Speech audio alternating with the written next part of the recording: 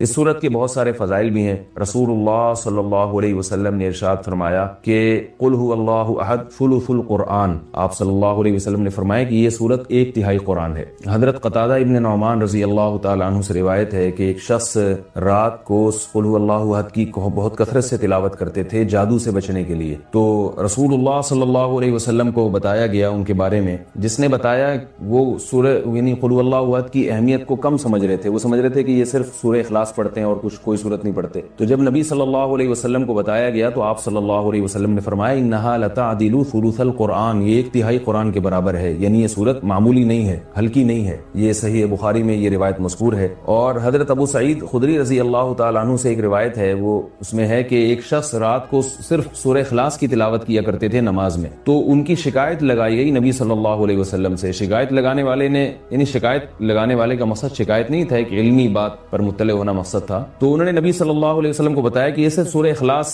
پڑھتے ہیں، یعنی وہ بھی سمجھ رہے تھے کہ یہ تو ایک چھوٹی سی صورت ہے اور بھی قرآن پڑھنا چاہیے۔ تو آپ صلی اللہ علیہ وسلم نے اس موقع پر بھی فرمایا کہ انہا لتعدل ثلث القرآن، فرمایا کہ یہ صورت 1/3 قرآن کے برابر ہے، یعنی یہ صورت معمولی صورت نہیں ہے۔ طرح حضرت عائشہ رضی اللہ تعالی عنہا سے روایت ہے کہ آپ صلی اللہ علیہ وسلم جب بستر کی طرف جاتے تو آپ صلی اللہ علیہ وسلم قل هو اللہ احد، قل اعوذ برب الفلق، قل اعوذ برب الناس، یہ تینوں صورتیں پڑھ کے اپنے ہاتھ پہ پھونک مارتے اور اپنا ہاتھ پورے جسم پہ پھیر لیتے۔ یہ تمام آپ صلی اللہ علیہ وسلم نے اس وقت فرمایا جب آپ صلی اللہ علیہ وسلم پر جادو ہوا، اس کے بعد آپ صلی اللہ علیہ وسلم کا ہمیشہ یہ معمول رہا ہے۔ یہ بھی صحیح بخاری کی روایت ہے۔ صحیح بخاری کی ایک اور روایت میں ہے کہ حضرت عائشہ رضی اللہ تعالی عنہا فرماتی ہیں کہ ایک مرتبہ رسول اللہ صلی اللہ علیہ وسلم نے جہاد کے لیے ایک لشکر بھیجا، تو اس میں جو امام تھے وہ سورہ اخلاص کی بہت زیادہ تلاوت کیا کرتے تھے نماز میں۔ صحابہ کرام کا جب یہ لشکر واپس لوٹا ہے تو آپ صلی اللہ علیہ وسلم کو بتایا گیا کہ یہ سورہ اخلاص بہت زیادہ پڑھتے تھے نماز میں، تو آپ صلی اللہ علیہ وسلم نے ان سے پوچھا کہ تم یہ کام کیوں کرتے تھے، سورہ اخلاص تم اتنی زیادہ کیوں پڑھتے تھے؟ تو ان صحابی نے فرمایا کہ اس میں رحمان کے اوصاف بیان کیے ہیں، اللہ کی حمد و ثنا ہے،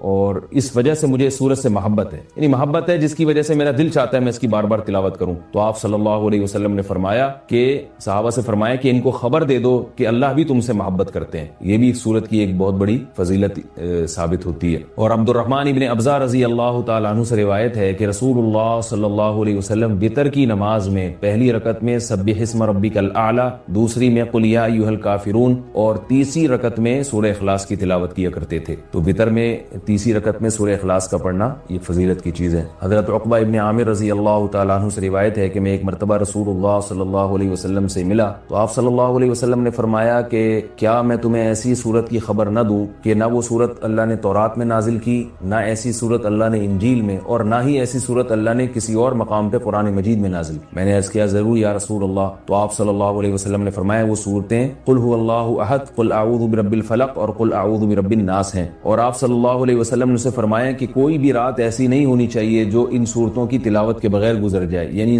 ہر رات میں یہ تینوں صورتوں کی تلاوت لازمی کیا کرو۔ تو عقبہ ابن عامر رضی اللہ تعالیٰ عنہ فرماتے ہیں پھر پوری زندگی مجھ سے کبھی بھی ان تینوں صورتوں کی تلاوت رات میں نہیں چھوٹی اور کبھی بھی ناغن نہیں ہوا۔ اور حضرت ابو ہریرہ رضی اللہ تعالیٰ عنہ سے ایک اور روایت ہے کہ رسول اللہ صلی اللہ علیہ وسلم نے کسی شخص کو قل اللہ احد کی تلاوت کرتے ہوئے دیکھا تو آپ صلی اللہ علیہ وسلم نے فرمایا کہ واجب ہو گئی۔ صحابہ نے پوچھا یا رسول اللہ کیا چیز واجب ہو گئی؟ آپ نے فرمایا کہ اس کی تلاوت کرنے والے کے لیے جنت واجب ہو گئی۔ یہ تو اس صورت کے کچھ فضائل تھے جو میں نے آپ کے سامنے بیان کیے۔ صورت میں ہمیں اسباق کیا ملتے ہیں؟ پہلی تو سبق ہمیں توحید کا ملتا ہے کہ اسلام توحید کے بغیر کامل نہیں ہے، بلکہ اسلام مقبول ہی نہیں ہے۔ آج بہت سارے لوگ اللہ تعالیٰ کو معبود تو کہتے ہیں مگر اللہ کے سوا مشکل کشا، حاضر ناظر اور مختار کل ایسے ایسے الفاظ ایجاد کیے ہوئے ہیں جو غیر اللہ پر بھی اس کا اطلاق کرتے ہیں۔ بعض لوگ قبر پرستی کا شکار ہیں، بعض لوگ رسول اللہ صلی اللہ علیہ وسلم کو عالم الغیب کہتے ہیں، حاضر ناظر کہتے ہیں، جبکہ ہمیں اس صورت میں کیا سبق مل رہا ہے کہ اللہ یکتا ہے، اس جیسا کوئی بھی نہیں۔ تو اللہ اگر مشکل کشا ہے، حاجت روا ہے، تو پھر اگر ہم مخلوق کو بھی مشکل کشا اور حاجت روا کہہ دیں تو اس کا مطلب یہ ہوا کہ مخلوق بھی اللہ جیسی ہے۔ اس لیے کہ جو معبود ہے اس کی دو بنیادی صفات ہیں، علم اور قدرت۔ معبود میں دو چیزوں کا ہونا ضروری ہے، یعنی آپ جس کی عبادت کرتے ہیں اس میں دو صفات کا اعلی وجہ الکمال ہونا ضروری ہے۔ ایک یہ کہ اس کی قدرت کامل ہو، وہ جو چاہے کر سکتا ہو، اور اسے اس کا علم کامل ہو، جیسے کہ قرآن مجید میں آتا ہے اللہ الذی خلق السبع سماوات ومن الارض مثلہن یتنزل الامر بینہن ولتبلغن لتعلموا ان اللہ علی کل شیء قدیر وان اللہ قد احاط بکل شیء علما. اس آیت کا حاصل کیا ہے کہ اللہ نے اس پوری کائنات کو اس لیے بنایا تاکہ اللہ کے بارے میں دو چیزوں کا لوگوں کو یقین آ جائے. ایک یہ کہ لتعلموا ان اللہ علی کل شیء قدیر، کہ اللہ ہر چیز پر قادر ہے، وان اللہ قد احاط بکل شیء علما، اور اللہ کے علم سے کوئی بھی چیز خارج نہیں ہے. یعنی مختار کل بھی اللہ ہے اور عالم الغیب بھی اللہ ہے. تو اگر آپ اللہ کے علاوہ کسی اور کو بھی ان صفات میں اللہ کے ساتھ شریک کر دیں، چاہے وہ ذاتی کہہ کے کریں یا عطائی کہہ کے کریں، کسی بھی طرح سے کر دیں. یعنی بعض لوگ یہ کہتے ہیں کہ اللہ مشکل کشا ہے، لیکن اللہ نے اپنی مخلوق میں سے بعض پیغمبروں کو مشکل کشا بنا دیا ہے. اور اللہ عالم الغیب ہے، لیکن اللہ نے اپنی مخلوق میں سے بعض پیغمبروں کو عالم الغیب بنا دیا ہے. تو یہ غلط ہے. اسی کی قرآن جگہ جگہ نفی کر رہا ہے کہ علم غیب میں اور قدرت میں اللہ جیسا کوئی بھی نہیں. اس لیے اس سورت سے ہمیں یہ سبق ملتا ہے. دوسرا ہمیں سبق ملتا ہے کہ لم یلد ولم یولد، کہ اللہ کے بارے میں یہ عقیدہ رکھنا کہ اس نے جنا ہے، جیسے کہ عیسائی کہتے ہیں حضرت عیسیٰ علیہ السلام اللہ کے معاذ اللہ بیٹے ہیں. تو اللہ نے کسی کو نہ تو بیٹا بنایا اور نہ اللہ نے جنا. بعض عیسائی کہتے ہیں کہ اللہ نے حضرت عیسیٰ کو جنا ہے معاذ اللہ، لیکن عیسائیوں میں جو جمہور ہیں وہ یہ کہتے ہیں کہ اللہ نے جنا تو نہیں ہے. لیکن آج انشاءاللہ اس کے بارے میں، دعا کے بارے میں کچھ بات کروں گا کہ ہم لوگ دعاؤں سے بہت زیادہ غافل ہیں. اللہ تعالیٰ نے قرآن مجید میں دعا کے بارے میں فرمایا ادعوا ربکم تضرعا وخفیا، اپنے رب کو پکارو عاجزی کے ساتھ اور چپکے سے. جیسے اللہ نے نماز کا حکم دیا، اللہ نے زکوٰۃ کا حکم دیا، بالکل اسی طرح سے اللہ نے مانگنے کا حکم بھی دیا ہے کہ ہم کس سے مانگیں؟ اللہ سے مانگیں، اور مانگیں یعنی اللہ کے علاوہ کسی اور سے نہیں مانگیں، اور اللہ سے بھی باقاعدہ مانگیں، مانگنے کا عمل جاری رکھیں. آج جہاں باقی عبادتوں میں سستی ہو رہی ہے، دعاؤں میں بھی لوگ پیچھے چلے جا رہے ہیں. مانگتے ہی نہیں ہیں، اور مانگتے ہیں تو پتہ نہیں کس اسٹائل سے مانگتے ہیں، توجہ نہیں ہوتی. اجتماعی دعاؤں پر زیادہ زور ہے، انفرادی پر زور نہیں. کہیں مجمع دعا مانگ رہا ہوتا تو ہاتھ اٹھا کے آمین آمین شروع کر دیں گے، بس ٹھیک ہے وہ بھی جائز ہے. لیکن دعا میں جو اصل ہے وہ انفرادی ہے. دیکھیں جب آپ کسی سے اپنی حاجت پوری کرنے کے لیے، کچھ مانگنے کے لیے جاتے ہیں تو اکثر آپ کی کوشش ہوتی ہے کہ اس سے اکیلے میں ملو. اکثر کوشش کیا ہوتی ہے؟ سب کے سامنے نہیں، بلکہ آپ اس کو لیں گے بھائی تھوڑی دیر کے لیے ذرا مفتی صاحب آپ سے کام. ایسا ہی ہوتا ہے نا، ذرا چھاؤں میں آ جائیں تھوڑی دیر کے لیے. لوگ کہتے ہیں نا مفتی صاحب کہہ رہے ہیں بھائی یہیں پوچھ لو، کہہ رہے نہیں ذرا سائڈ پہ آ جائیں. تو سائڈ پہ جانے کے بعد پھر آپ کہتے ہیں یہ مسئلہ ہے، فلانا مسئلہ ہے، ڈمکانا مسئلہ ہے. تو سائٹ پہ لے جانے سے بعض دفعہ یہ بھی ہوتا ہے کہ سب کے سامنے آدمی اپنی بات نہیں لانا چاہ رہا ہوتا، اور بعض دفعہ یہ بھی ہوتا ہے کہ میں اپنی بات توجہ کے ساتھ سنا سکوں. تو دعا میں انسان، اللہ تو سب کی بات سنتا ہے، مجمع میں بھی اور تنہائی میں بھی، لیکن آپ دعا مانگنے میں جو آپ کی طبیعت لگے گی، توجہ سے مانگو گے، وہ تنہائی میں زیادہ شوق سے، زیادہ رغبت سے مانگ سکتے ہو. اجتماع میں ایسی رغبت اور ایسی شوق سے انسان دعا نہیں مانگ سکتا. تو انفرادی دعائیں ہی ختم ہوتی جا رہی ہیں. قرآن مجید میں اللہ تعالیٰ نے رمضان کی جو آیتیں ہیں ان آیتوں کے بعد ذکر کیا وَإِذَا سَأَلَكَ عِبَادِي عَنِّي فَإِنِّي قَرِيب. اے نبی ان سے کہہ دیجئے کہ جب یہ مجھ سے میرے بارے میں پوچھیں تو آپ ان کو بتا دیں کہ میں بہت قریب ہوں تمہارے. اجیب دعوت الداعی اذا دعان، جب کوئی پکارنے والا، دعا مانگنے والا مجھ سے دعا مانگے گا تو میں اس کی پکار کا جواب بولے بھائی اس پکار کا جواب دوں گا. پکار کا جواب دینے کا مطلب کیا ہوتا ہے؟ قبول کروں گا اس کی دعا. جواب کا یہ مطلب نہیں کہ اچھا میں نے سن لیا ہے چلو. ایک جواب تو یہ بھی ہوتا ہے نا، اچھا آپ چپ ہو جا. ہم کسی کو پکار رہے ہیں، اگلا کہتا ہے اچھا بھائی ٹھیک ہے پتہ چل گیا، اب چپ کر کے بیٹھ جاؤ آرام سے. تو اللہ تعالیٰ جب جواب دیتے ہیں تو کیا مطلب ہوتا ہے کہ اللہ تعالیٰ وہ دعا قبول کر رہے ہیں. ہم دعا کثرت سے مانگتے کیوں نہیں ہیں؟ اس کی وجہ یہ ہے کہ ہمارے ذہن میں ایک چیز شیطان نے بٹھا دی ہے کہ مانگو تب بھی ویسے کے ویسے ہی ہیں، نہیں مانگو تب بھی ویسے کے ویسے. وہ فلاں آدمی تو نہیں مانگتا، وہ تو پھر بھی اس کی تنخواہ اچھی مل رہی ہے، اور میں تو کئی سالوں سے دعائیں مانگ رہا ہوں، اے اللہ میری تنخواہ ڈبل نہیں کر سکتا تو کم از کم 50% ہی بڑھا دے. تو میں تو وہیں کا وہیں ہوں، میری تنخواہ میں تو کوئی اضافہ ہو نہیں رہا. تو ہم تو دیکھتے ہیں کہ ادھر دعا مانگو کچھ بھی نہیں ہو، سوائے ثواب کے کچھ بھی نہیں ملتا. یہ وہ چیز ہے جو انسان کو دعاؤں سے روکتی ہے. حالانکہ ہم پیغمبروں کی زندگی دیکھتے ہیں تو بات بات پر دعائیں مانگتے تھے بہت کثرت سے, بہت زیادہ. نوح علیہ السلام, اچھا اللہ نے ان کی دعاؤں کو قرآن میں ذکر بھی کیا ہے. مناجات مقبولہ ایک دعاؤں کی کتاب ہے. حضرت مولانا اشرف علی تھانوی رحمہ اللہ تعالی نے قرآن اور حدیث کی دعاؤں کو ایک چھوٹی سی کتاب میں جمع کر کے ایک ہفتے پہ ڈیوائیڈ کر دیا ہے اس کو, کہ آپ روزانہ ان میں سے ایک حصہ پڑھیں گے تو پورا ہفتے میں وہ تقریباً تمام دعائیں کور ہو جائیں گی جو قرآن و سنت میں بیان کی گئی ہیں. وہ کتاب ضرور خریدیں, رکھیں اپنے پاس, مناجات مقبولہ کے نام سے. تو ہم دعا کیوں نہیں مانگتے؟ مسئلہ ہمارے ساتھ یہ ہے کہ ہم کہتے ہیں کہ جو مانگتا ہے وہ بھی وہینچ کا وہینچ, اور جو نہیں مانگتا ہے وہ بھی کوئی سرخاب کے پر تو لگ نہیں جاتے کوئی مانگ رہا ہو تو. یہ وہ مسئلہ ہے جس کی وجہ سے لوگ دعائیں مانگنے میں بخل سے کام لیتے ہیں, جبکہ پیغمبر کثرت سے دعائیں مانگا کرتے تھے, بہت زیادہ. جو پچھلی آسمانی کتابیں ہیں ان میں لکھا ہوا ہے کہ یعقوب علیہ الصلوۃ والسلام اتنی کثرت سے دعائیں مانگا کرتے تھے کہ سجدے میں جا کے کہ ان کے یہ جو گھٹنے ہیں اور سر میں سخت نشان بن چکے تھے, وہ جگہ زمین پہ لگ لگ کے سخت ہو جاتی ہے نا, تو اتنی کثرت سے دعائیں, اتنی کثرت سے دعائیں. ہم نے جن بزرگوں کے ساتھ ٹوٹا پھوٹا وقت گزارا ان کو دیکھا کہ وہ دعا بہت لمبی لمبی دعائیں مانگا کرتے تھے, بہت لمبی. ہمارے شیخ کے سامنے جب کوئی آیا کرتا تھا دعا کے لیے کہتا تو ہاتھ اٹھائے بغیر ویسے ہی اس کو ایک دعا کا جملہ کہہ دیا کرتے تھے. کسی نے کہا کہ آپ ہاتھ اٹھا کے اس کے لیے دعا کیوں نہیں مانگتے؟ تو فرماتے تھے کہ جب میں ایک دفعہ ہاتھ اٹھا لیتا ہوں تو پھر اتنی آرام سے نیچے گراتا نہیں, کیونکہ پھر اللہ کے دربار میں اب ہاتھ اٹھا لیے تو پھر تو ایسا ان کا دل لگتا تھا, مانگتے چلے جاتے تھے, مانگتے چلے جاتے تھے. تو بات یہ ہے کہ جب یہ یقین پیدا ہو جائے کہ جس خالق نے ہمیں پیدا کیا ہے اور جس نے ہمیں مانگنے کا حکم دیا ہے اس کے سامنے جب ہاتھ اٹھا کے گڑ گڑائیں گے تو وہ تھوڑا نہیں وہ دعا لازمی قبول کرے گا, اور وہ لازمی ہماری مانگی ہوئی چیزیں ہمیں عطا کرے گا. یہ جذبہ اور یہ نیت جب انسان میں پیدا ہو جائے تو پھر اس کا دعاؤں میں دل لگتا ہے. کیسے نہیں لگے گا؟ آپ سوچیں کہ آپ کو کوئی بتا دے کہ یہ جو سیٹھ صاحب ہیں بہت بڑے, آپ جا کے ان سے مانگو, یہ ٹائم نکال کے بیٹھے ہوئے ہیں, جتنا مانگو گے جو مانگو گے یہ دیں گے. تو اب آپ بتاؤ, آپ یہ کہو گے کہ میرے پاس مانگنے کا ٹائم نہیں ہے؟ ایسے موقع پہ آپ یہ کہو گے؟ آپ جائیں گے اور بسم اللہ کر کے شروع ہو جائیں گے. آپ بولیں گے سر یہ مجھے 10 فائلیں چاہیے بحریہ ٹاؤن کی. آپ سوچو گے 10 نہیں ملی تو 9 تو مل جائیں گی. سر مجھے یہ بھی چاہیے, مجھے یہ بھی چاہیے, مجھے یہ بھی چاہیے, اور آپ کو یقین ہو کہ یہ دے رہا ہے, تو آپ کبھی بھی کنجوسی سے کام نہیں لو. پھر آپ یہ نہیں کرو گے کہ آپ مانگتے ہوئے جو ہے نا اس سے آپ جب مانگ رہے ہو تو آپ کی کبھی ادھر دیکھ رہے ہو, کبھی ادھر دیکھ رہے ہو, کبھی ناک میں انگلی گھما رہے ہو, کبھی سر میں کھجا رہے ہو.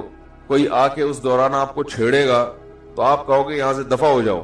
میں کام کر رہا ہوں, ایک بندہ سخاوت جوش میں آیا ہوا ہے ابھی اور فائلیں بحریہ ٹاؤن کی فری میں بانٹ رہا ہے. اس نے کہا بھائی جتنی مانگو گے دے دوں گا اور جو مانگو گے دے دوں گا, تو ابھی تو میرے پاس ٹائم کم ہے, مقابلہ بہت سخت ہے. اور پھر اس میں آپ کو الفاظ بھی خود بخود آ جائیں گے کس طرح سے سمجھانا ہے. مختلف طریقوں سے آپ بات کو گھماؤ گے. سر پلیز آپ بات کو سمجھا کریں, میں آپ کے پاس آیا ہوں, آپ کو پتا ہے میں ادھر بھی جا سکتا تھا. وہ وسیم کباڑیہ کا بزنس بھی آج کل بہت چل رہا ہے, میرے پرانے اچھے تعلقات ہیں, لیکن مجھے پتا تھا کہ آپ ہیں, آپ جیسا سیٹ تو کوئی ہے ہی نہیں, اور ہر مشکل میں آپ نے میری مدد کی ہے. جو الفاظ بھی اس کی سخاوت کو ابھارنے والے ہوں گے وہ تمام آپ اس موقع پر اس کے اوپر انڈیل دو گے, پورا دیگچہ بھر کے اس کے اوپر ڈال دو گے آپ. تو اللہ سے جب مانگتا ہے انسان اور اس کو یقین ہو کہ اللہ میری دعا کو پورا کرے گا, تو اس یقین کے ساتھ جب دعا مانگی جاتی ہے تو اس کا اسٹائل کچھ اور ہوتا ہے, اور ایک فارمیلٹی پوری کرنے کے لیے دعا جب مانگی جاتی ہے جیسے کہ ہمارے ہاں ہو رہا ہے تو اس کا اسٹائل اور انداز کچھ اور ہوتا ہے. ہمارے ہاں دعا پڑھی جاتی ہے, مانگی نہیں جاتی. ربنا آتنا فی الدنیا حسنۃ وفی الآخرۃ حسنۃ وقنا عذاب النار, آمین. اور کہ ربنا ظلمنا انفسنا وان لم تغفر لنا وترحمنا لنکونن من الخاسرین, آمین. یہ دعا مانگی جا رہی ہے یا پڑھی جا رہی ہے؟ تو پڑھی جا رہی ہے، آمین بھی پڑھا جا رہا ہے اس پہ. تو اللہ نے ہمیں یہ نہیں کہا کہ اقرأوا الدعاء عند ربکم، اپنے رب کے سامنے دعائیں پڑھا کرو. اللہ نے کہا ادعو، مانگو، پکارو، مانگو اس سے. بھکاری جیسے بھیک مانگتا ہے نا، لوگ کہتے ہیں مانگنے کا کیا طریقہ ہے؟ بھائی جو بھکاریوں سے پوچھو بھیک مانگنے کا کیا طریقہ ہے. بھکاری اکثر ان پڑھ ہوتے ہیں. جو پڑھے لکھے بھکاری ہوتے ہیں پھر وہ IMF سے مانگتے ہیں، وہ چھوٹی موٹی چیزیں نہیں مانگتے. بھکاری اکثر کیا ہوتے ہیں؟ ان پڑھ، جن سے ہمارا صبح شام واسطہ پڑتا ہے. تو یہ کسی سے بھیک مانگنے کا طریقہ سیکھ کے آتے ہیں؟ بولو نا بھائی، کسی سے طریقہ سیکھ کے آتے ہیں کہ یار وہ ذرا فلاں بندے سے چندہ مانگنا، ذرا طریقہ بتانا. اگر کوئی بتائے گا بھی تو وہ کہے گا تو اپنے پاس رکھ، مجھے پتا ہے مجھے جیب اپنی کیسے بھرنی ہے. اس موقع پہ جو اس کی حالت دیکھ کے نا وہ اپنا منہ بھی ٹیڑھا ویڑا کرے گا، کپڑے بھی پھٹے پرانے، اور بہت گھمائے گا بات کو، ایسے منہ بنائے گا جیسے دنیا میں اس سے زیادہ غریب اور محتاج کوئی ہے ہی نہیں. سحری پانی سے کی ہے میں نے، گھر میں بچے بھوک سے بلک رہے ہیں، ایسی کہانیاں سنائے گا، ایسی کہانیاں سنائے گا.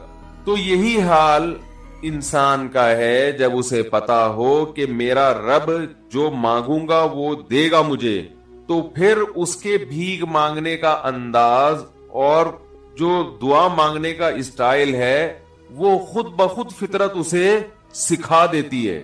خود بخود اس کے اندر الفاظ آنا شروع ہو جاتے ہیں کہ ایسے مانگنا چاہیے. لیکن پرابلم یہ ہے، مسئلہ یہ ہے کہ دل میں یہ پیچھے پڑ جاتے ہیں لوگ. نہیں میرے بچے کو بھیج دیں، کتنا 5 لاکھ، یہ لے 5 لاکھ. نہیں بھائی میرے پاس ٹائم. یہ فراڈی تھا وہ آدمی نا، 5 ادھر سے لیے، 5 ادھر سے لیے، 5 ادھر، 15-20 ہو گئے. تو اس نے دیکھا مسجد میں نے لگائے 10 رہے، بل کتنے گئے؟ 20. وہاں سے بوریا بسل گول کر کے غائب. پھر کسی دوسری مسجد میں جا کے کلر بل کروایا 10 لاکھ میں. لوگ آئے، یار اتنے تم کرتے کیا ہو؟ چھوڑا یار، کیا کرتا ہوں میں، بس اللہ کا دیا ہے میرے پاس. نہیں بھائی کوئی تو بزنس ہوگا. بس یہی بزنس ہے. بچوں کو میں جاپان بھیجتا ہوں. کہاں بھیجتے ہو؟ تو پاکستانیوں کو ایک بہت بڑا مسئلہ ہے پاکستانیوں کے ساتھ. زبان پہ میں نے بریک لگائی ہے مسجد کے ممبر کے تقاضے کی وجہ. باہر بھاگنے کا بہت شوق ہے. وہ سمجھتے ہیں جیسے باہر سونے کے نوالے مل رہے ہیں.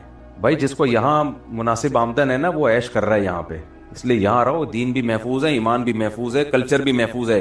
ابھی میں امریکہ سے آ رہا تھا نا تو ایک ایئرپورٹ پہ مجھے ایک پوری فیملی ملی. وہ امریکہ سے گھام کے واپس پاکستان آ رہے تھے.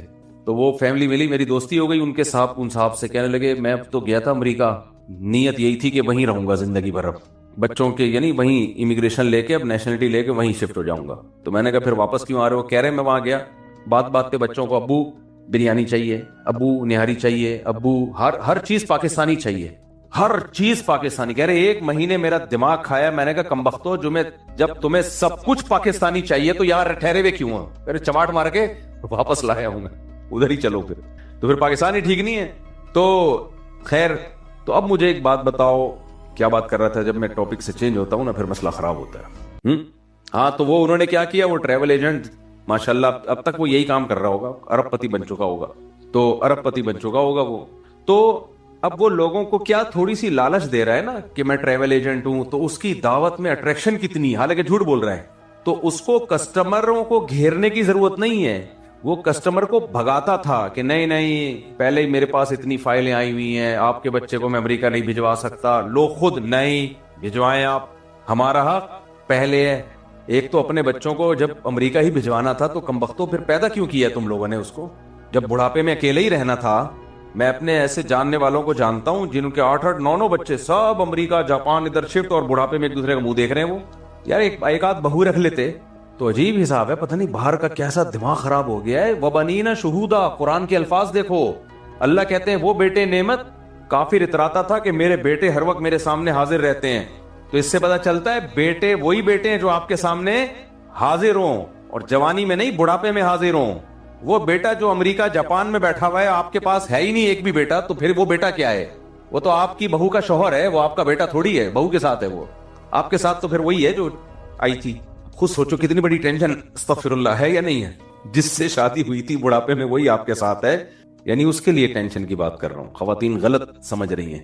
جس سے شادی ہوئی تھی وہی آپ کے ساتھ ہے، باقی سب چلے گئے. کیا فائدہ بھائی؟ تو مزے والی زندگی نہیں ہے. وہ بھی ہو اولاد بھی ہو. تو اس لیے بچے زیادہ بھی پیدا کیا کریں، اور اس پیر میں اتنے رکھیں کہ ایک آدھ اگر باہر جاتا ہے تو بھائی ایک آدھ اگر باہر جاتا ہے تو اتنے ہو نا اس پیر میں کہ کمانے کے لیے اگر کوئی باہر گیا ہے تو ادھر بھی تو ہو کوئی. گاؤں دیہاتوں میں ایسا ہوتا ہے, بچے ہوتے ہیں ان کے باہر بھی گیا ہوا ہے اور کما کے بھی بھیج رہا ہے اور ادھر خدمت کے لیے بھی ہے. تو یہ نہیں ہونا چاہیے, بچے بھی کم ہوں اور پھر ہو بھی رہے ہیں تو وہ بھی باہر جا رہے ہیں سارے. اپنے آپ کو عذاب میں مت ڈالو, اللہ پہ توکل کرنا سیکھو. اللہ یہاں بھی روزی دے دیتا ہے, یہاں بھی اللہ بہت نواز دیتا ہے جس کو نوازنا ہوتا ہے. جو نہیں نوازنا ہوتا وہاں جا کے بھی وہ بےچارے گھاس کھا رہے ہوتے ہیں, اور وہاں بھی وہی لوگ زیادہ پنپ پاتے ہیں جن میں کوئی قابلیت ہو, کوئی ڈاکٹر ہو, کوئی انجینئر ہے, کوئی سائنٹسٹ ہے تو کچھ کر لے گا, ورنہ جا کے بےچارہ کیا کرے گا وہاں پہ. خیر وہی بات ہے, توکل جب ختم ہو جائے نا, اللہ ہی ڈکشنری سے نکل جائے تو پھر انسان پاگلوں والے کام کرتا ہے.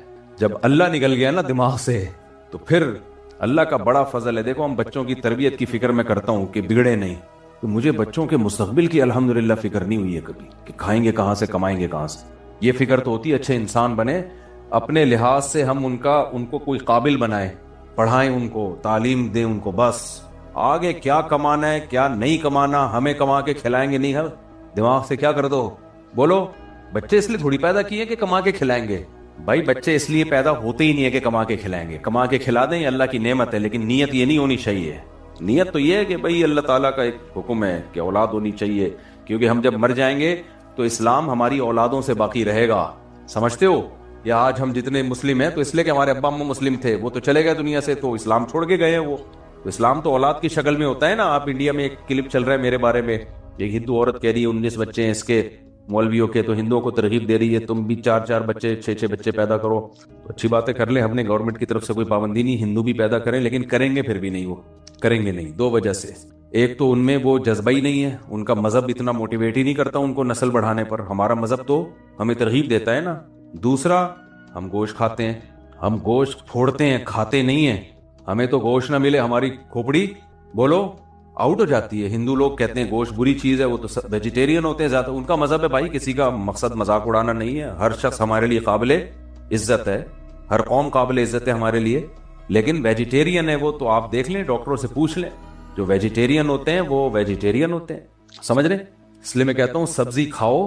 سبزی کھانے کا بہترین طریقہ ہے بکرے کو کھلاؤ اور بکرا کھا جاؤ. پھر سبزی کھانے کا سب سے بہترین طریقہ کیا ہے, یہ دیکھو یہ ہم پر اللہ کا احسان ہے یا نہیں ہے. اگر اللہ تعالی ہم پہ چھوڑ دیتا, ہمارا مذہب اسلام نہ ہوتا, ہماری عقل پہ چھوڑ دیتا کہ کیا کھانا چاہیے, تو عقل تو یہی کہتی ہے ایک جاندار ہے, زندہ ہے, آپ اس سے زندگی کا حق کیوں چھین رہے. دیکھنے میں یہ ظلم لگتا ہے کہ نہیں لگتا. گائے کو ذبح کرتے ہیں تڑپتی ہے, بکرے کو ذبح کرتے ہیں تڑپتا ہے, مرغی کو ذبح کرتے ہیں تڑپتی ہے مرغی. دیکھنے میں یہ عقل کے خلاف ہے, کیوں ظلم کر رہے ہو. لیکن وحی نے ہمیں, قرآن و سنت نے ہمیں بتایا, وَسَخَّرَ لَكُم مَّا فِي السَّمَاوَاتِ وَمَا فِي الْأَرْضِ جَمِيعًا مِّنْهُ. بھائی ان کو میں نے پیدا تمہارے کھانے کے لیے کیا ہے, تم نہ ہوتے میں ان کو پیدا ہی نہ کرتا. اور اگر تم ان کو کاٹ کے نہیں کھاؤ گے بڑھاپے میں سسک سسک کے مریں گے. یہ ان کے لیے تو کوئی اولڈ ہوم بھی نہیں بنیں گے. جب گائے بوڑھی ہو کے مرتی ہے ہندوستان میں, آپ دیکھو ان بیچاری گایوں کا حالات کیا ہوتے ہیں, گوشت کھانے کے قابل بھی نہیں ہوتا ان کا. کوے بھی کہتے ہوں گے کیا کھلا رہے ہو ہمیں یار. تو یہ تو جانوروں پر بھی احسان ہے کہ جب ہٹے کٹے ہوتے ہیں ہم ذبح کر دیتے ہیں, اس کو کام میں آ جاتے ہیں وہ, ورنہ بوڑھے ہو کے مرتے وہ. اور پھر بڑھاپے میں ان کو کھلاتا کون. گائے کا پیٹ بھرنا آسان ہے کیا. میری گائے, آپ مجھ سے آگے پوچھو, اپنا پیٹ بھرنا میرے لیے مشکل ہے, اس کا آسان ہے, اس کا پیٹ بھرنا مشکل ہے. مجھ سے زیادہ میں کیا, مجھے بھی کھا جائے وہ, اگر کوئی حیثیت نہیں ہے جتنا ان کو کھلانا پڑتا ہے, تو بڑھاپے میں کون کھلائے گا. ابھی تو ہم اس لیے کھلا رہے ہیں کہ دودھ دے رہی ہے, جب بڑھاپے میں دودھ دینا بند کر دے گی تو میں کیوں کھلاؤں. سوال پیدا ہوتا ہے, میں اپنے ماں باپ کو نہ کھلا دوں, میں اپنے بہن بھائیوں کو نہ کھلا دوں, میں گائے کو کیوں کھلاؤں. 1500 روپے ایک ٹائم کا خرچہ, 2 ٹائم کا ملا کے خرچہ آ رہا ہے گائے کا, یعنی ریشو اگر نکالا جائے 1300 سے لے کے 1500 تک کا ایک دن میں. لیکن وہ افورڈ کر رہے ہیں کیونکہ دودھ بھی آ رہا ہے. دودھ آنا بند ہو جائے, بچہ بھی آنا بند ہو جائے, تو بھائی اپنی ماں باپ پہ تو انسان خرچ کر لے گا. گائے پہ کیا سوچ کے, ہندو بھی خرچ نہیں کرتے بوڑھی گائے پہ. تبھی آپ جاؤ ہندوستان میں یا ان ملکوں میں جہاں گائے پر کاٹنے پر پابندی ہے, ان میں ذرا جانوروں کے انہی کے بنائے ہوئے ولاگ دیکھو کہ بڑھاپے میں وہ بیل اور گائے کیسے سسک سسک کے مر رہے ہوتے ہیں. تو اللہ نے ہمیں اسلام دے کر ہمیں پابندی لگا دی کہ تم مت سوچو, میں نے تمہیں اجازت دے دی ہے کہ تم گوشت کھاؤ. تو اب ہمارے لیے گوشت کیا ہو گیا, حلال. اگر ہم اس مسلم نہ ہوتے تو سوچتے رہتے. اللہ نے ہمیں اس آزمائش سے بچا کے ہم پہ احسان کر دیا کہ بھائی گوشت کھایا کرو. ہمارے نبی کی جو علامتیں ہیں نا پچھلی کتابوں میں, ان علامتوں میں یہ بھی ہے کہ وہ نبی گوشت کھانے والے ہوں گے، ویجیٹیرین نہیں ہوں گے، گوشت کھانے والے پیغمبر ہوں گے صلی اللہ علیہ وسلم. تو ہمارے نبی نے اونٹ کا گوشت کھایا، دمبے کا گوشت کھایا. آپ کو دستی کا گوشت بہت پسند تھا. ترمذی کی حدیث ہے کہ اہنؤ مریئن او کما قال، راوی کہتے ہیں کہ نبی صلی اللہ علیہ وسلم فرماتے تھے کہ یہ جو دستی کیا ہوتی ہے؟ بکری کا بازو. اور کتنی ڈیٹیل میں صحابہ کرام نے نبی کے گوشت کھانے کی کیفیات کو بیان کیا ہے.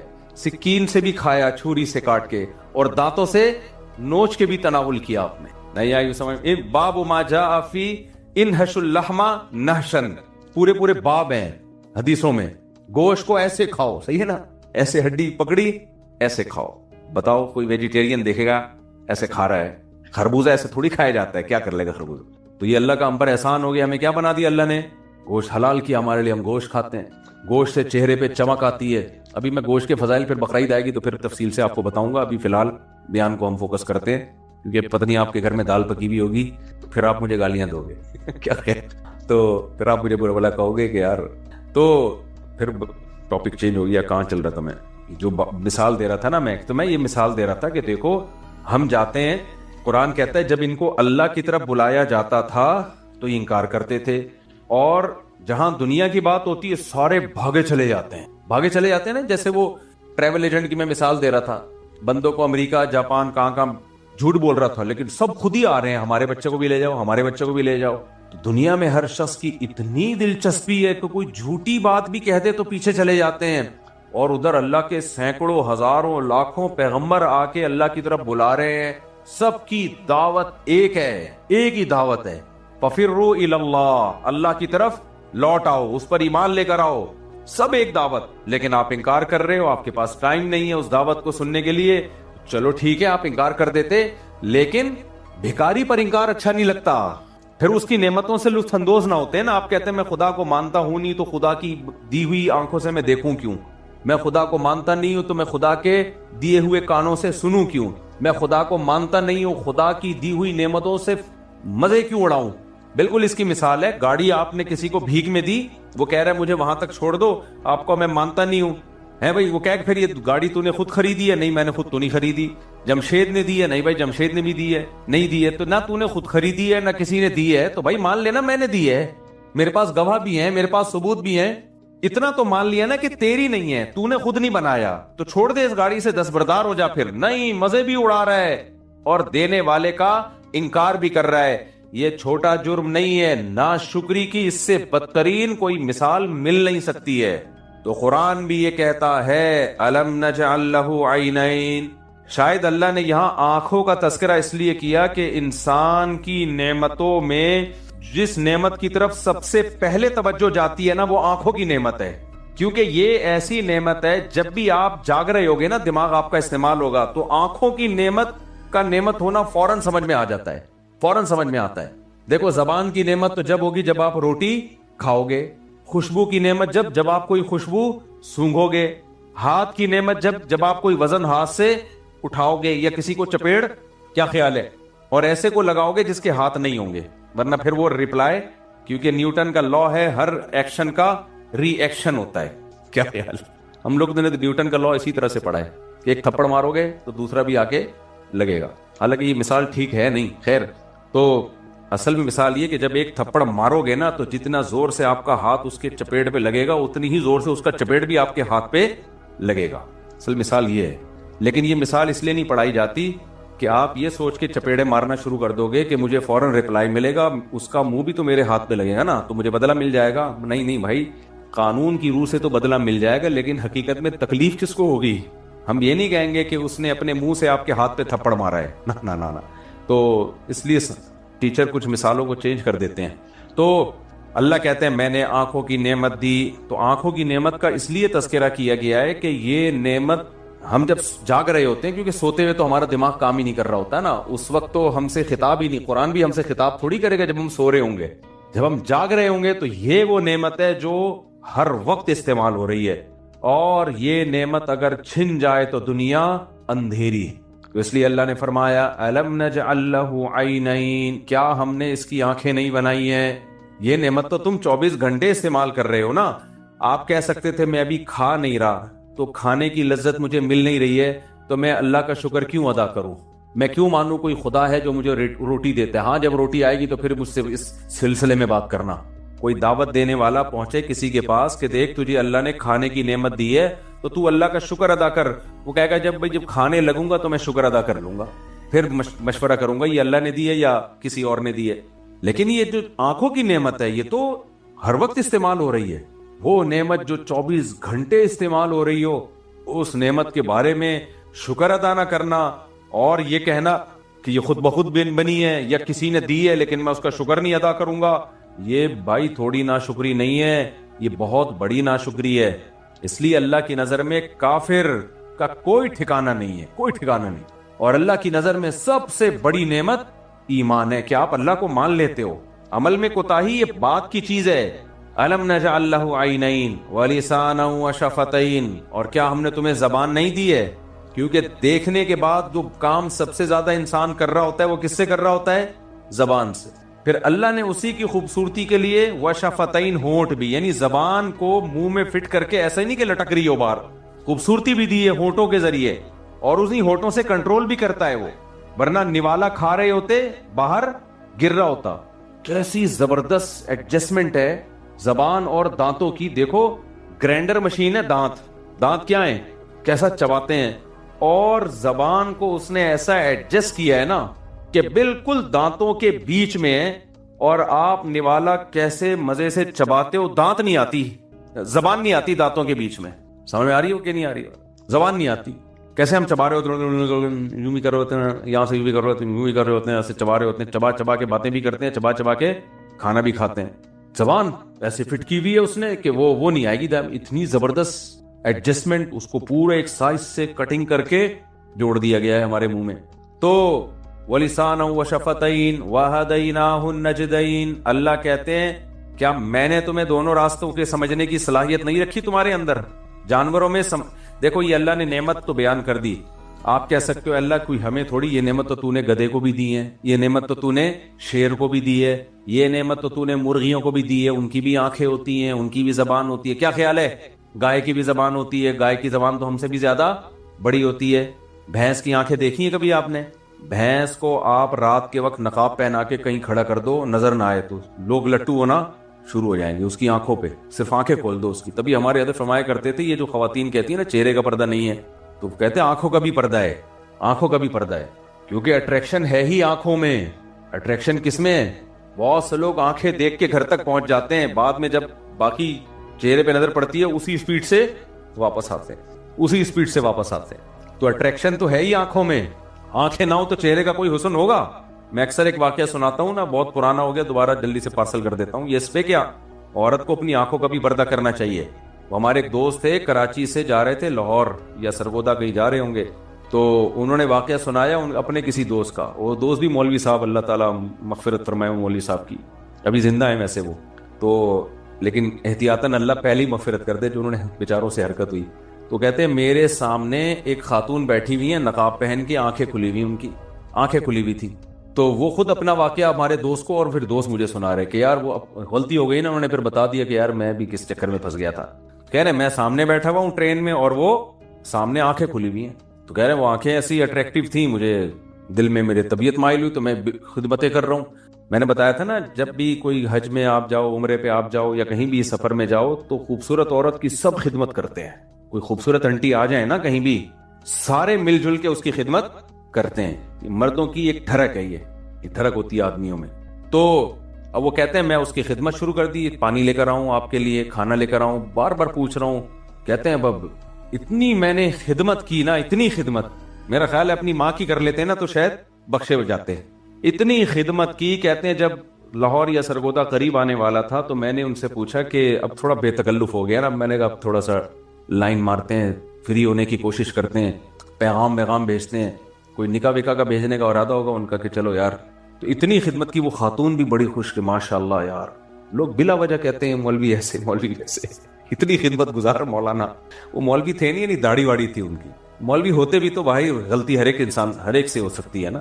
تو مولوی کا مطلب یہ تھوڑی ہے کہ وہ کیا مطلب ہے پھر میں بعد میں بتاؤں گا. خیر, تو کہتے ہیں کہ میں نے کیا کیا میں نے ان سے پوچھ لیا کہ آپ لاہور میں کس سے ملنے جا رہی ہیں. یہ دیکھنا بھی چاہ رہے تھے نا کہ میرڈ بھی ہے یا نہیں, ایسا نہ وہ شادی شدہ نکلے تو ساری خدمت ضائع ہو جائے گی.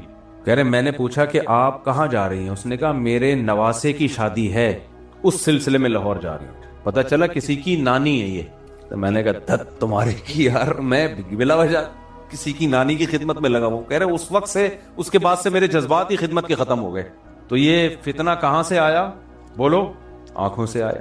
اس لیے یہ جو چہرے کا پردہ ہے, جوان عورت یا آنکھوں کا پردہ, یہ ضروری ہے. آج کل اسکالرز آ رہے ہیں نئے نئے سارے پردوں سے. ہاں یہ ضرور ہے کہ جو بیچاری بالکل ہی ایکٹر ہو, ناچنے گانے والی ہو, تو اس کو امت کے فقہا کے اختلاف سے ایک فیور دیا جا سکتا ہے کہ چلو یار some thing is better than nothing, تم سے مکمل پردہ نہیں ہوتا تو فی الحال اتنا کر لو کہ چہرہ اور ہاتھ کھول لو, باقی پورے جسم کو ڈھانپ لو. اس میں اختلاف ہے فقہا کا, اس اختلاف کا یہاں فیور دیا جا سکتا ہے.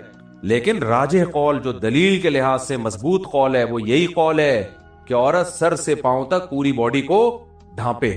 مجھے یاد ہے ہم جب مدرسے میں نا, وہ ہمارے مدرسے میں قریب میں ایک ہوٹل تھا, چرسیوں کا ہوٹل تھا, اللہ تعالیٰ معاف فرمائے, ہمیں پابندی تھی وہاں جا کے چائے پینے پر, لیکن جو مزہ وہاں جا کے چائے پینے پہ آتا ہے نا وہ اب تک کہیں آیا ہی نہیں. دو وجہ سے, ایک تو چرسیوں کا ہوٹل تھا, دوسرا پابندی تھی. تو جس کام پہ پابندی ہوتی ہے اس میں ویسے ہی زیادہ مزہ آتا ہے. تو ہم آنکھ بچا کے نکلا کرتے تھے اور چپکے چپکے چائے گرم گرم نا اس میں پرش میں ڈالی اور ایسے پی کے نکل لیے. تو وہاں میں بیٹھا ہوا تھا اپنے ایک دوست کے ساتھ, ہم لوگ دونوں نکلے. وہ لڑکا مدرسے میں طالب علم نہیں تھا, ملازمت کرتا تھا, جیسے مدرسے میں ملازمین بھی ہوتے ہیں نا. اس وقت تو لڑکا تھا, پورا آدمی بن چکا ہے. تو ایک خاتون گزری, اس کے کہیں کلائی کھلی ہوئی ہوگی, تو کہیں کلائی, اس کی صرف کلائی کھلی ہوئی تھی, یعنی پورے برقعے میں ڈھکی ہوئی ہے, کلائی کھل گئی, اور وہ کلائی میں پتہ نہیں اس نے کوئی اپنی کلائی کے لیے یوں کیا ہوگا. وہ لڑکے کے جو حالت ہوئی ہے, وہ جو ٹھرکی میرے ساتھ, اب اس کو یاد نہیں ہوگا یہ واقعہ, اس لیے غیبت میں نہیں آتی یہ چیز. اس کی جو حالت ہوئی ہے, مجھے کہہ رہا ہے میرے تو ہاتھ پہ نظر پڑی ہے ایسا لہراتا ہوا. اس نے پھر جو نقشہ کھینچا, میں نے کہا مجھے کیوں خراب کر رہا ہے, نظر تیری پڑی ہے, مجھے کیوں خراب کر رہا ہے. کہہ رہا یار ایسا اس کا یہ ہاتھ ہے, تو میں تو وہ دماغ میں نا اس کے بیٹھ گئی. وہ تو یہ اتنی چیزوں سے عشق سوار ہو جاتے ہیں, اتنی چیزوں سے پاگل ہو جاتے ہیں لوگ. اس لیے اللہ تعالیٰ نے عورت کو حکم دیا سر سے لے کے پاؤں تک اپنی باڈی کو چھپائے اپنے آپ کو, فتنہ نہ ہو. اب یہ یونیورسٹیوں میں خودکشیوں کے واقعات ہو رہے ہیں نا, ان میں اکثر واقعات ناکام عشق کے ہوتے ہیں. آپ ہسپتالوں میں جاؤ, جتنے لڑکے لڑکیاں, زیادہ تر خودکشیاں جوان لوگ کرتے ہیں, بوڑھے لوگ نہیں کرتے. آپ چلے جاؤ, حالانکہ مسائل جوانوں کے ساتھ زیادہ ہوتے ہیں یا بوڑھوں کے ساتھ ہوتے ہیں, لیکن خودکشی کا ریشو بوڑھوں میں کم ہے, جوانوں میں زیادہ ہے. اور جوان جو کر رہے ہوتے ہیں نا, ان میں بھی بے روزگاری کی وجہ سے خودکشی کرنے والے 1%, سمجھ رہے ہو, جاب لیس ہو گئے, یہ مسئلے ہو گئے, فلانے مسئلے, 1%. 99% جو لڑکے اور لڑکیوں میں خودکشی ہے وہ ناکام محبت, ناکام عشق. اور یہ عشق کیوں پیدا ہوا؟ بد نظری سے. کیوں بھائی, جب آپ کو اللہ نے حکم دے دیا قُلْ لِلْمُؤْمِنِينَ يَغُضُّوا مِنْ أَبْصَارِهِمْ, کہ مومنین سے کہہ دیں اپنی نگاہوں کو جھکائیں, تو جھکانا سیکھیں نا. وہی کیوں نظر اٹھا رہے ہیں؟ اور یہ جو عمر ہے نا 13 سال سے لے کے 25, 26, 27, 28, 30 سال تک کی عمر, اس میں تو نظر کی حفاظت انتہائی زیادہ ضروری ہے. 30 سال کے بعد تھوڑا انسان کی ٹھڑک کم ہونا شروع ہوتی ہے, اگر شادی شدہ ہو. شادی شدہ نہیں تو وہ بھی کم نہیں ہوگی. یہ جو عمر ہے تو بہت ڈینجرس عمر ہے, بہت, یہ عشق معاشقے کی عمر ہے. 30 سال کے بعد عشق نہیں ہوتا. اگر کوئی کہہ رہا ہے نا 40 سال کا مجھے عشق ہو گیا, یہ شو مار رہا ہے. کیا کر رہا ہے یہ شو مار رہا ہے. 40 سال 50 سال کے بعد عشق نہیں ہوتا, محبت ہوتی ہے, عشق مش نہیں ہوتے. عشق معاشقے یہ 13 سال جب آپ کا جو ٹیسٹوسٹیرون لیول ہے وہ انتہائی ابل رہا ہوتا ہے, وہ جو ہارمونز ہے نا 16 سال میں یہ ڈاکٹر کہتے ہیں انتہائی پیک پر ہوتے ہیں. یہ جو شہوت ہے نا انسان کی, جو ٹیسٹوسٹیرون, جو مردانہ ہارمونز ہیں, جو ریسرچ ہے وہ یہ کہ 16 سال میں یہ انتہائی پیک پر ہوتے ہیں. اور ہماری گورنمنٹ کیا قانون بنا رہی ہے, 16 سال میں شادی الاؤ نہیں ہے. پاگل کے بچے, یہ سالے نہ شریعت کو مانتے ہیں نہ میڈیکل سائنس کو مانتے ہیں. سمجھ میں آ رہی ہے؟ اور یہ گوروں کی ریسرچ ہے, یہ مسلمانوں کی نہیں ہے, گوروں کی ریسرچ ہے کہ سب سے زیادہ جو زنا کا خطرہ جس عمر میں ہے, عشق معاشقے کی جو عمر ہے وہ کون سی ہے؟ 15 بھی ہے, 14 بھی ہے, 13 بھی ہے. یہ نہیں کہ اس میں کم ہوتے ہیں جذبات, نہ, وہ جذبات بڑھتے ہیں 16 سال کی عمر تک. اس کے بعد بولو نیچے آنا شروع ہوتا, پھر ہوتے اتنے نیچے آتے ہیں 50, 55, 60 سال میں جا کے پھر نوجوان کہتا ہے اب مجھے شادی کے بارے میں سوچ لینا چاہیے. تو میں ایسے لوگوں سے کہتا ہوں اب آپ کو اس تکلف کی ضرورت بولو نہیں ہے. کائنڈلی اب آپ یہ تکلف مت کریں. ہاں پہلے سے شادی ہوئی بھی ہو نا تو چلتا رہے گا. جو قوت انسان کی استعمال ہوتی رہتی ہے وہ جوان رہتی ہے قوت. لیکن کنوارا جو اس عمر تک شادی نہ کی ہو تو اس کے بارے میں کچھ تحفظات ہیں. اس کی پھر شادی کے بڑے مسائل ہوتے ہیں. پھر وہ بڑے مسائل ہوتے ہیں. وہ مسائل کیا ہوتے ہیں؟ میں کوئی قبلہ حکیم نہیں ہوں جو میں آپ کو مسائل بیٹھ کے بتاؤں, لیکن ہوتے ہیں کیونکہ قوت استعمال ہی نہیں ہوئی نا نیچرلی, تو وہ تو پھر برباد ہو جاتی ہے وہ قوت. خیر, تو 16 سال عشق معاشقہ انتہائی درجے کا ہوتا ہے انسان میں. اور ہماری حکومت نے اسمبلیوں میں کیا قانون بنایا ہے؟ 18 سال سے پہلے شادی الاؤ نہیں ہے. لوگ مجھے کہتے ہیں آپ اس کے خلاف بیان دو. میں نے کہا جن لوگوں نے یہ قانون بنایا ہے تو ان کے ہاں تو 36 سال میں شادی نہیں ہوتی. کیا خیال ہے؟ ان کی اگر بچیاں زنا کر لیں ان کی صحت پہ کوئی فرق نہیں پڑتا. بوائے فرینڈ ہوتے ہیں ان کے, گرل فرینڈ ہوتی ہے, بوائے فرینڈ ہوتے ہیں. یہ تو غیرت مند لوگوں کے لیے ہم بات کرتے ہیں کہ 18 سال سے پہلے شادی اسلام میں کیا ہے؟ صرف الاؤ نہیں ہے, ترغیب ہے. لڑکا لڑکی بالغ ہو جائے تو ترغیب نکاح کرنا ہے. تو جو شریعت جس کی ترغیب دے رہی ہو اس میں ریاست کا قانون بالکل اس کے اگینسٹ ہو, اور ریاست بھی وہ جو دعویٰ کرتی ہو کہ اسلام کے نام پہ بنا ہے, تو اس قانون کو اٹھا کر پھینک دو باہر گلی میں. نئی تہذیب کے انڈے ہیں گندے, تو اسمبلی میں بننے دو. ہماری صحت پہ کوئی فرق نہیں پڑتا. میں نے اپنی بچی کی شادی 13 سال میں کی اور میں تو کھلے عام بتاتا ہوں, میرے پہ کیس کرو بھائی. میں نے کم عمری میں بچی کی شادی کی ہے, کیس کرو نا میرے اوپر, کیوں نہیں کرتے؟ اور میرے اوپر بند کیا نا تو 100 لوگوں کی میں اور کرواؤں گا پھر باہر نکلتے ہی. سمجھ رہے ہو؟ میں نے 2 بھانجیوں کی شادی 13 سال میں کی ہے. اپنی بیٹی کی شادی 5-6 سال ہو گئے اس کی شادی کو الحمدللہ, اور ایک بیٹی کی 16 سال میں شادی کی ہے. تو ہماری بچیوں کے تو اچھے رشتے اگر آ جائیں, اچھے رشتے نہیں آ رہے پھر تو 38 سال میں بھی نہیں کرو بھائی. یہ نہیں کہ بس گھر سے نکالنا, یہ تو ظلم ہے. کوئی اچھا رشتہ جب آ جائے, حدیث میں آتا ہے جب تمہاری طرف کوئی اچھا رشتہ آ جائے تمہاری بیٹی کے لیے, تو نبی صلی اللہ علیہ وسلم کی حدیث ہے اس کے مقابلے میں اسمبلیوں کے بنائے ہوئے قانون کی 2 ٹکے کی حیثیت نہیں. اس کو حیثیت دینا کفر ہے, کوئی حیثیت نہیں. ابھی کچھ دن پہلے کچھ علماء کی گروپ میں بحث ہو گئی کہ حکومت نے جو ایکچولی قانون بنایا ہے اس کو ہمیں دوسرے پہلو سے بھی دیکھنا چاہیے. میں نے کہا آپ دیکھ لیں, آپ کے پاس فالتو ٹائم بہت زیادہ ہے. ہمارے پاس جو اللہ رسول نے قانون بنا دیا, پوری امت کا اجماع ہے, ہماری کھوپڑی اتنی فارغ نہیں ہے کہ ہم فالتو چیزوں میں بیٹھ کے یہ اجتہاد کا دروازہ ان مسائل میں کھلا ہوا ہے جو نئے مسائل ہیں. جو مسائل کمپلیٹ ہو چکے ہیں ان میں اجتہاد جائز ہی نہیں ہے, اور منسوس چیز ہے نا. قرآن نے حکم دیا ہے, اجازت نہیں ہے, ترغیب دی ہے قرآن نے, حدیث نے. تو جو ترغیبی حکام ہے, دیکھو کچھ لوگ کہتے ہیں اسلام نے فرض تو نہیں کیا نا اس کو کہ 18 سال سے کم عمر میں شادی فرض تو نہیں ہے نا, تو جائز ہی ہے نا. تو جو کام مباح ہوتا ہے حکومت اس میں قانون سازی کر سکتی ہے. تو خوب سمجھ لیں, جو مباح یا جائز کام ہوتے ہیں ان کی 2 قسمیں ہیں. ایک تو وہ جائز ہوتا ہے جس کو ہم کہتے ہیں کہ مباح الاصل, یعنی ہر چیز اصل میں حلال ہے جب تک کہ اللہ اس کو حرام نہ کر دے. تو اس میں تو حکومت قانون سازی کر سکتی ہے. جیسے آپ روڈ پہ چلتے ہوئے جا رہے ہو, لال بتی پہ رکنا شریعت میں کوئی وہ نہیں ہے بھائی, جائز بھی ہے, آپ رکنا چاہو رک جاؤ, جانا چاہو چلے جاؤ, تو یہ مباح الاصل ہے. لیکن حکومت نے قانون بنا دیا کہ جب لال بتی ہوگی تو آپ کو رکنا پڑے گا, تو یہاں حکومت قانون سازی کر سکتی ہے. لیکن ایک جائز وہ ہوتا ہے جس کو شریعت نے باقاعدہ قانون بنا کے جائز قرار دیا ہو, لیگل قرار دیا ہو. جیسے کسی ملک میں قانون بنا کے یہ لیگل ہے, اس پہ کوئی پابندی نہیں ہے. اب اس کے خلاف کوئی شخص واحد اگر قانون بنائے گا تو یہ حکومت کے رٹ کو چیلنج کرنے والی بات ہوگی. مثال کے طور پر گورنمنٹ آف پاکستان یہ قانون بنا دیتی ہے, جیسے کہ بنا ہوا ہے قانون کہ 18 سال کی عمر کے بعد کوئی اگر مرد اپنی شادی خود کرنا چاہے تو کر سکتا ہے نا.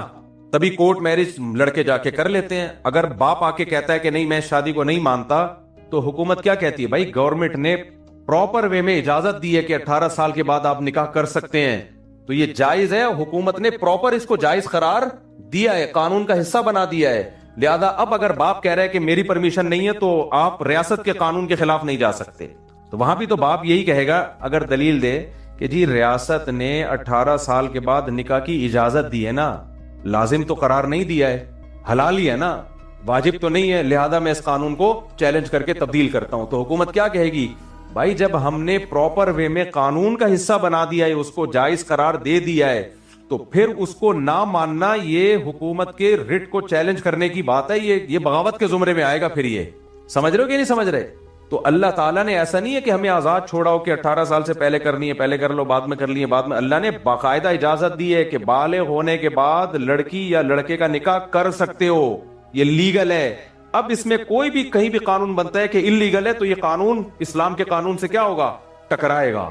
تو اس لیے ایسے قوانین کو توڑنے کا ثواب حاصل کیا کرو. سمجھتے ہو, ایسے قوانین کو توڑنے سے کیا ملتا ہے, تھوڑا ثواب نہیں ملتا، بہت ثواب ملتا ہے، کیونکہ اللہ کہتا ہے تو صحیح معنوں میں توحید پرست ہے، صحیح ہے، تو حکومت کی خدا کے ہاں جہاں جائز قوانین ہے جو اسلام کے اگینسٹ نہیں ہے اس میں تو مانا جائے گا، اسلامی حکومت ہے بھائی، مسلمانوں کے ہم ساری زندگی دفاع کرتے رہتے پاکستان اسلامی کنٹری ہے، پاکستان اسلامی کنٹری ہے، پاکستان اسلامی کنٹری ہے، یہاں بغاوت جائز نہیں ہے، یہاں بغاوت جائز نہیں، قانون کیا بن رہا ہے 18 سال سے پہلے آپ نکاح نہیں کر سکتے، تو اٹھا کے پھینک دو باہر گلی میں، نئی تہذیب کے انڈے ہیں گندے، جن لوگوں نے بنایا ہے ان کو نہ قرآن کا پتہ نہ حدیث کا پتہ، اور ان بیچاروں میں وہ غیرت بھی نہیں ہوتی ہے، ان کو کیا پتا کہ ان کی بچیاں یونیورسٹیوں میں بوائے فرینڈ لے کے گھوم رہی ہوتی ہیں، ان کو پتہ چلتا ہے تمہاری بچی کے 10 بوائے فرینڈ ہیں، ایکچولی براڈ مائنڈیڈ بننا چاہیے، تو جب غیرت شرم حیا سب ختم ہو جائے پھر تو 18 کیا یہ 24 سال میں بنا دے، کون کوئی پوچھے گا ان کو ہے بھائی؟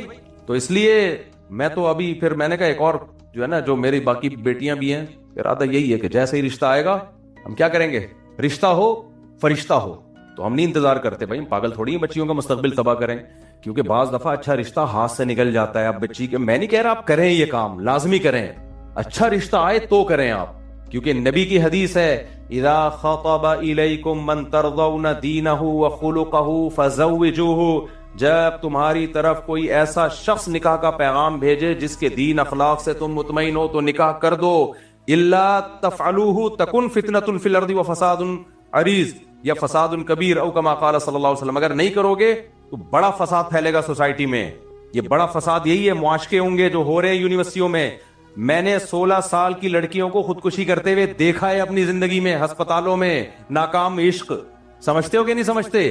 حکومت کہے گی مرنے دو، عشق ہو گیا شادی نہیں کرنا، جب باپ کو پتا چلے لڑکی عشق میں پاگل ہو گئی ہے مر جائے گی تو شریعت کیا کہتی ہے؟ لن تر للمتحابین مثل النکاح، یہی کہتی ہے نا حدیث، بھائی محبت کر رہے ہیں نکاح کر لو، قانون کہہ رہے ہیں نہیں نکاح نہیں ہونے دو، تو جو اتنے عشق میں پاگل ہو گئے ہوں اور پھر یونیورسٹیوں میں کوئی ایجوکیشن رکھ دیا آپ نے، لڑکے لڑکیوں کے ساتھ بٹھا کے پڑھا رہے ہو، سارے حرام کاری کے دروازے چوپٹ کھول دیے اور جو حلال تھا اس پہ قانون سازی ہو کے بند، اس لیے اس قانون کی کسی بھی غیرت مند مسلمان کی نظر میں 2% کی حیثیت بولو نہیں ہے، 2% کی حیثیت نہیں ہے، جیسے دوسری شادی بھی پاکستان میں قانون ہے کہ پہلی بیوی کی مرضی کے بغیر الاؤ نہیں ہے، اس کی ہماری نظر میں الحمدللہ 2% کی حیثیت نہیں، کیونکہ اگر اس قانون کی ہماری نظر میں 2% کی بھی حیثیت ہوتی نا تو میں اتنا بڑا مجرم ہوتا کہ میں نے جن سے نکاح کیا ظاہر ہے وہ بھی کسی کی بیٹیاں تھیں نا، ان کو تحفظ حکومت نے تھوڑی دینا تھا، ان کو حکومت نے تھوڑی تحفظ، میرے تو اب سوتیلے بچے بھی ماشاءاللہ بڑے ہو گئے، ان کو کہاں سرپرستی ملتی، یہ پاگل کے بچے بیٹھے ہوئے اسمبلیوں میں، سمجھ رہے ہو؟